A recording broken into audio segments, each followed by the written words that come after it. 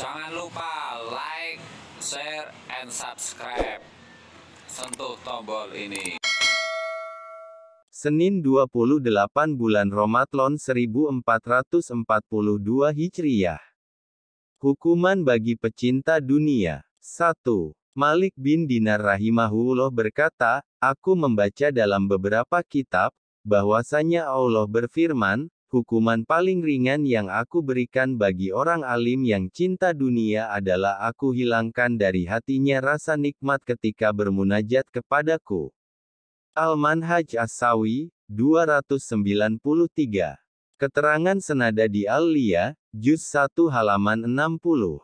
2. Rasulullah Shallallahu Alaihi Wasallam bersabda, barang siapa menjalani pagi dan yang dirisaukannya adalah dunia, maka Allah akan menjadikan urusan dan pekerjaannya berantakan, menjadikan kefakiran di hadapannya, dan dia tidak akan mendapatkan dari dunia kecuali apa yang telah ditentukan untuknya. Nasyai'ud Diniyah, 313. 3. Dalam hadits marfu, barang siapa yang bersedih atas dunia yang tidak didapatkannya, maka dia telah mendekatkan diri ke neraka dalam perjalanan 1000 tahun, dan barang siapa yang bersedih atas akhirat yang tidak didapatkannya, maka dia telah mendekatkan diri ke surga dalam perjalanan 1000 tahun. Jawahir Al-Lu'lu'iyah, 294. 4. Rasulullah Shallallahu Alaihi Wasallam bersabda, barang siapa yang cinta kepada dunia, maka dia telah membahayakan akhiratnya. Dan barang siapa yang cinta pada akhiratnya, maka dia telah membahayakan dunianya. 5. Dalam hadits qudsi, Allah berfirman, wahai dunia, barang siapa yang melayaniku, maka layanilah dia. Dan barang siapa yang melayanimu, maka jadikanlah dia sebagai pelayanmu. Tufatul Ashraf, Juz 2 halaman 33. 5. Ketika Nabi Adam alaihi salam tidak taat, segala sesuatu di surga kecuali emas dan perak menangis untuknya, maka Allah yang Maha Luhur berfirman kepada mereka, mengapa kamu tidak menangisi atas Adam? Mereka berkata, kami tidak akan menangisi kepada manusia yang tidak menaatimu. Kemudian Allah yang Maha Kuasa berkata, demi kemuliaan dan keagunganku, bahwa aku akan menjadikan semuanya harga tergantung harga emas dan perak, dan aku akan jadikan putra-putra Adam sebagai pelayan keduanya. Tobaqatul Kubro, 136. 6. Dari Amr bin Auf al-Ansari radhiyallahu anhu bahwasannya Rasulullah Shallallahu Alaihi Wasallam mengutus Abu Ubaidah bin Jarrah radhiyallahu anhu ke Bahrain untuk mengambil jizyah asteris dari penduduknya. Rasulullah Shallallahu Alaihi Wasallam telah menerima permintaan damai dari penduduk Bahrain dan beliau mengangkat Al-Ala bin Al-Hadrami untuk menjadi amir pemimpin di sana. Ketika Abu Ubaidah datang dari Bahrain dengan membawa harta jizyah itu, para sahabat kaum Ansar mendengar kedatangan Abu Ubaidah ini. Maka mereka pun berkumpul untuk menghadiri salat subuh bersama Rasulullah Shallallahu Alaihi Wasallam. Ketika telah selesai salat, Rasulullah Shallallahu Alaihi Wasallam langsung keluar. Namun mereka berusaha merintangi beliau Shallallahu Alaihi Wasallam. Ketika melihat mereka, Rasulullah Shallallahu Alaihi Wasallam tersenyum kemudian berkata, saya mengira kalian telah mendengar kedatangan Abu Ubaidah membawa sesuatu dari Bahrain. Mereka berkata, benar wahai Rasulullah. Rasulullah Shallallahu Alaihi Wasallam bersabda, kalau begitu, bergembiralah dan berharaplah memperoleh sesuatu yang melapangkan diri kalian. Demi Allah, bukan kemiskinan yang aku khawatirkan akan menimpa diri kalian. Akan tetapi, aku khawatir jika dunia ini dibentangkan untuk kalian sebagaimana ia dibentangkan untuk orang-orang sebelum kalian sehingga kalian berlomba sebagaimana mereka berlomba, dan akhirnya kalian hancur sebagaimana mereka hancur. Riyadus Sholihin hadis 457. Jizyah, pembayaran yang harus diserahkan kaum kafir yang berada di bawah kekuasaan dan jaminan keamanan oleh kaum muslimin. 6. Al-Laits meriwayatkan dari Jarir, beliau bercerita, ada seorang lelaki yang ingin berteman dengan Nabi Isa seraya berkata, "Wahai Nabi Allah, aku akan bersamamu dan menemanimu." Keduanya pun berjalan menuju tepi sungai, lalu keduanya duduk-duduk sambil menyantap makan siang. Ada 3 potong roti bersama mereka, 2 potong roti telah mereka makan, maka yang tersisa hanyalah sepotong roti. Lalu Nabi Isa berdiri menuju sungai untuk minum dan setelah kembali, beliau tidak mendapati roti yang tersisa. Nabi Isa bertanya kepada lelaki tersebut, "Siapakah yang mengambil roti tersebut?" "Aku tidak tahu," jawab lelaki itu. Lalu keduanya pun melanjutkan perjalanan bersama. Lalu Nabi Isa melihat seekor kijang bersama 2 anaknya. Nabi Isa memanggil salah satu anak kijang itu, maka salah satu anak kijang itu pun mendatangi Nabi Isa. Anak kijang itu pun disembelih lalu dipanggang. Lalu Nabi Isa memakan daging anak kijang itu bersama lelaki yang menemaninya tadi. Setelah makan, Nabi Isa berkata kepada anak kijang yang telah disembelih, "Bangkitlah, hiduplah kembali, dengan izin Allah." Anak kijang itu pun bangkit dan pergi. Lalu Nabi Isa bertanya lagi kepada lelaki yang bersamanya, "Demi Zat yang telah memperlihatkan kepadamu tanda, mukjizat ini, aku bertanya kepadamu, siapakah yang telah mengambil potongan roti tadi?" "Aku tidak tahu," jawab lelaki itu. Kemudian sampailah keduanya di sebuah sungai. Lalu Nabi Isa mengambil tangan lelaki itu, dan mereka berdua berjalan di atas air. Tatkala keduanya telah selesai menyeberangi sungai itu, Nabi Isa bertanya lagi, "Demi Zat yang telah memperlihatkan kepadamu tanda, mukjizat ini, aku bertanya kepadamu, siapakah yang telah mengambil potongan roti tadi?" Lelaki itu pun menjawab dengan jawaban yang sama yaitu, "Aku tidak tahu." Lalu sampailah keduanya di padang pasir. Nabi Isa pun duduk lalu beliau mengumpulkan pasir atau kerikil seraya berkata, "Jadilah emas dengan izin Allah." Maka pasir itu pun berubah jadi emas. Lalu Nabi Isa membagi gundukan emas itu menjadi 3, seraya berkata, "Sepertiga untukku, sepertiga untukmu, dan sepertiga lagi untuk orang yang makan potongan roti tadi." Lelaki itu pun berkata, "Akulah yang mengambil potongan roti itu." Lalu Nabi Isa berkata, "Emas ini semuanya untukmu." Nabi Isa pun berpisah dan meninggalkan lelaki itu. Kemudian datanglah 2 orang lelaki mendekati lelaki yang tadi menemani Nabi Isa ketika sedang berada di padang pasir beserta hartanya. Kedua lelaki itu berkeinginan mengambil harta itu dan membunuh pemiliknya. Namun teman Nabi Isa ini berkata kepada kedua lelaki itu, "Harta ini akan kita bagi menjadi 3, utuslah salah satu di antara kalian pergi ke desa untuk membeli makanan." Salah seorang mereka yang berangkat untuk membeli makanan berkata di hatinya, "Buat apa aku membagi harta itu? Lebih baik aku bunuh kedua orang itu dengan aku letakkan racun pada makanan keduanya. Lalu harta itu akan aku ambil semuanya." Maka racun pun diletakkan pada makanan kedua temannya tersebut. Sedangkan 2 orang yang menunggu datangnya makanan pun berkata, "Buat apa harta ini kita bagi untuknya? Jikalau nanti yang membeli makanan datang kita bunuh dia, lalu hartanya kita bagi berdua aja." Kemudian datanglah orang yang membeli makanan. Lalu orang itu pun dibunuh oleh kedua temannya dan 2 orang pembunuh itu memakan makanan itu hingga keduanya pun meninggal sebab racun di makanan itu, sedangkan harta itu masih tetap berada di padang pasir dan dikelilingi oleh 3 mayat yang terbunuh. Lalu Nabi Isa bersama muridnya melewati tempat itu dalam keadaan seperti itu, dan beliau berkata, "Inilah dunia, maka waspada dan berhati-hatilah kalian." Irsyadul Ibad, 47. Salabah bin Hatib al-Ansori datang kepada Rasulullah seraya berkata, "Wahai Rasulullah, berdoalah kepada Allah agar aku diberi harta." Rasulullah bersabda, "Celaka kamu wahai Salabah.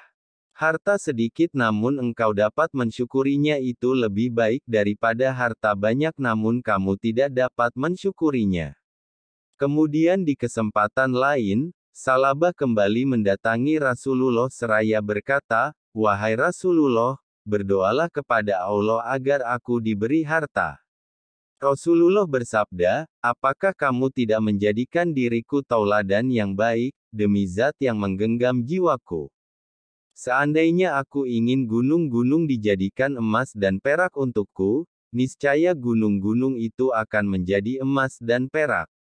Lalu di lain waktu Salabah mendatangi Rasulullah lagi seraya berkata, "Wahai Rasulullah, berdoalah kepada Allah agar aku diberi harta, demi zat yang mengutus Anda dengan benar, seandainya Allah memberiku harta, niscaya aku akan berikan hak harta itu kepada yang berhak." Lalu Rasulullah berdoa, "Ya Allah berikanlah Salabah harta, ya Allah berikanlah Salabah harta." Lalu Salabah pun memelihara seekor kambing dan kambing itu berkembang biak seperti berkembang biaknya ulat. Dulunya Salabah selalu sholat asyar dan zuhur bersama Rasulullah, dan melaksanakan semua sholat yang lain bersama kambing-kambingnya. Kambing itu pun makin bertambah banyak sehingga dia tidaklah sholat bersama Rasulullah kecuali sholat Jumat. Kambing itu terus berkembang dan makin banyak sehingga dia pun tidaklah melaksanakan sholat Jumat dan jamaah. Dan dia keluar tiap hari Jumat untuk bertemu dengan orang-orang sambil menanyakan kabar-kabar yang terbaru. Pada suatu hari, Rasulullah teringat Salabah. Lalu beliau bertanya kepada para sahabat, "Apa yang dikerjakan Salabah?" Petik 2. Para sahabat menjawab, "Salabah memiliki kambing yang tidak cukup sebuah lembah untuk menampungnya." Rasulullah bersabda, "Celakalah kamu wahai Salabah, celakalah kamu wahai Salabah, celakalah kamu wahai Salabah."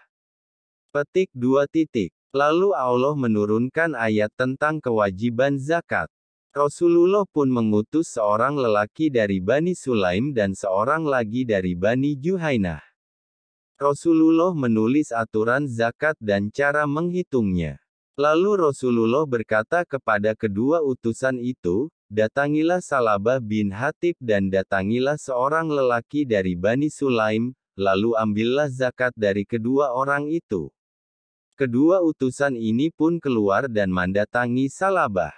Lalu keduanya bertanya kepada Salabah tentang zakat hartanya dan kedua utusan ini membacakan apa yang telah ditulis oleh Rasulullah. Salabah menjawab, "Hal ini tidak lain adalah pajak dan ini adalah saudaranya pajak. Pergilah kalian berdua sampai kalian selesai melakukan tugas kalian, lalu kembalilah lagi kepadaku." Kedua utusan itu pun pergi. Salah seorang penduduk Bani Sulaim mendengar kedatangan dua utusan Rasulullah, ia pun mengamati dan memilih unta-unta yang terbaik dan sudah cukup umur, lalu memisahkan unta-unta pilihan itu dari yang lainnya. Kemudian orang dari Bani Sulaim tersebut menyerahkan unta pilihannya kepada dua utusan Rasulullah. Tatkala dua utusan ini melihat unta-unta yang diserahkan, keduanya pun berkata kepada orang Bani Sulaim tersebut, "Ini onta yang bagus tidak diwajibkan atasmu, ambillah itu." "Karena diriku rela dengan hal itu," jawab orang Bani Sulaim tadi. Lalu kedua utusan ini mengambil zakat dari orang-orang yang dilewatinya, yang sudah berkewajiban mengeluarkannya. Kemudian kedua utusan ini kembali mendatangi Salabah, "Tunjukkan kepadaku tulisan yang telah ditulis oleh Rasulullah," pinta Salabah. Salabah pun membaca tulisan itu lalu berkata, "Zakat ini tidak lain kecuali pajak, zakat ini tidak lain kecuali saudaranya pajak, pergilah kalian berdua, aku masih memikirkan pendapatku." Kedua utusan ini pun tiba. Tatkala Rasulullah melihat kedatangan dua utusannya sebelum mereka berdua bercerita, Rasulullah berkata, "Celakalah kamu wahai Salabah." Kemudian beliau mendoakan orang Sulaim tadi dengan kebaikan. Kedua utusan ini memberitahukan kepada Rasulullah apa yang telah dilakukan oleh Salabah. Lalu Allah menurunkan, dan di antara mereka ada orang yang telah berikrar kepada Allah, sesungguhnya jika Allah memberikan sebagian karunia-Nya kepada kami, pastilah kami akan bersedekah dan pastilah kami termasuk orang-orang yang soleh. Maka setelah Allah memberikan kepada mereka sebagian dari karunia-Nya, mereka kikir dengan karunia itu, dan berpaling, dan mereka memanglah orang-orang yang selalu membelakangi kebenaran. Maka Allah menimbulkan kemunafikan pada hati mereka sampai kepada waktu mereka menemui Allah, karena mereka telah memungkiri terhadap Allah apa yang telah mereka ikrarkan kepadanya dan juga karena mereka selalu berdusta. Qs. At-Taubah, 75-77. Ketika ayat-ayat ini turun pada Rasulullah, ada salah seorang kerabat Salabah yang mendengarkannya. Ia pun keluar dan mendatangi Salabah seraya berkata, "Celakalah kamu wahai Salabah, Allah menurunkan ayat untuk dirimu berbunyi seperti ini dan itu." Salabah langsung keluar dan mendatangi Rasulullah, lalu ia meminta kepada Rasul untuk menerima zakatnya. Rasul bersabda, "Sesungguhnya Allah melarangku untuk menerima zakat darimu." Salabah menaburkan debu ke kepalanya karena menyesal, lalu Rasul berkata, "Ini adalah hasil perbuatanmu, padahal aku telah memerintahkanmu untuk mengeluarkan zakat namun engkau tidak taat kepadaku." Ketika Rasul sudah tidak mau menerima zakatnya, ia pun pulang ke rumahnya. Dan Rasul tidaklah menerima sedikit pun dari zakat Salabah sampai ruh beliau dicabut. Ketika Abu Bakar diangkat menjadi khalifah, Salabah mendatangi beliau seraya berkata, "Anda telah mengetahui kedudukanku di sisi Rasulullah dan kedudukanku di kaum Ansar, maka terimalah zakatku." Petik 2. Abu Bakar menjawab, "Rasulullah saja tidak menerima zakatmu, bagaimana bisa aku menerima zakatmu?" Abu Bakar sama sekali tidak pernah menerima zakat Salabah sampai nyawa beliau dicabut oleh Allah. Tatkala Umar diangkat menjadi khalifah, Salabah mendatangi Amirul Mukminin seraya berkata, "Wahai Amirul Mukminin, terimalah zakatku. Rasulullah dan Abu Bakar tidaklah mau menerima zakat darimu, bagaimana bisa aku menerima zakat darimu?" Jawab Amirul Mukminin, "Sampai nyawa Amirul Mukminin dicabut, beliau tidaklah pernah menerima zakat dari Salabah." Kemudian diangkatlah Utsman sebagai khalifah, Salabah pun mendatangi beliau dan meminta supaya zakatnya diterima, namun khalifah menjawab, "Rasulullah, Abu Bakar dan Umar tidaklah pernah menerima zakat darimu, bagaimana bisa aku menerima zakat itu?" Khalifah pun menolak untuk menerima zakat tersebut, dan Salabah meninggal dunia di masa pemerintahan Khalifah Utsman. Usdul Gabah, Juz 1 halaman 284. 8. Telah sampai suatu riwayat bahwasanya kafilah yang membawa dagangan milik Abdurrahman bin Auf telah datang dari Yaman. Penduduk kota Madinah menjadi gempar dan Siti Aisyah bertanya, "Ada apa ini?" Lalu ada yang menjawab, "Kafilah yang membawa dagangan milik Abdurrahman bin Auf telah datang." Siti Aisyah berkata, "Maha benar Allah dan Rasul-Nya."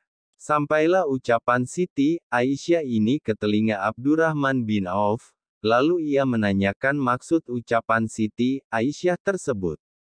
Siti Aisyah menjawab, "Aku telah mendengar Rasulullah bersabda, sungguh aku telah melihat surga, dan aku melihat golongan orang-orang fakir dari sahabat muhajirin dan seluruh muslimin memasuki surga dengan cepat. Dan aku tidaklah melihat seorang pun dari golongan orang kaya yang ikut bersama golongan itu kecuali Abdurrahman bin Auf, namun Abdurrahman bin Auf memasuki surga itu dengan berjalan merangkak. Lalu Abdurrahman bin Auf berkata, sungguh semua barang dagangan yang ada dalam kafilah itu aku sedekahkan di jalan Allah, dan budak-budak yang ada di situ aku merdekakan, mudah-mudahan aku bisa masuk surga bersama mereka kaum fakir dengan berjalan cepat. Al-Liyah, Juz 3 halaman 228. 9. Abu Abdullah Al-Yusri adalah salah seorang tokoh yang disebutkan manakibnya dalam kitab Ar-Risalah. Beliau berkumpul dan bercakap-cakap panjang lebar bersama Nabi Khidir dalam keadaan terjaga, bukan mimpi, lalu hubungan dalam keadaan terjaga di antara keduanya terputus sehingga Nabi Khidir menemuinya dalam mimpi. Abu Abdullah pun bertanya kepada Nabi Khidir sebab terputusnya hubungan mereka dalam keadaan terjaga. Nabi Khidir menjawab, kami tidaklah mau berteman dengan orang yang menyimpan rizki untuk esok hari, dan kamu pernah berkata kepada istrimu pada suatu waktu, ambillah dirham ini dan simpanlah di almari sampai besok. Tanbihul Muhtarin, 54.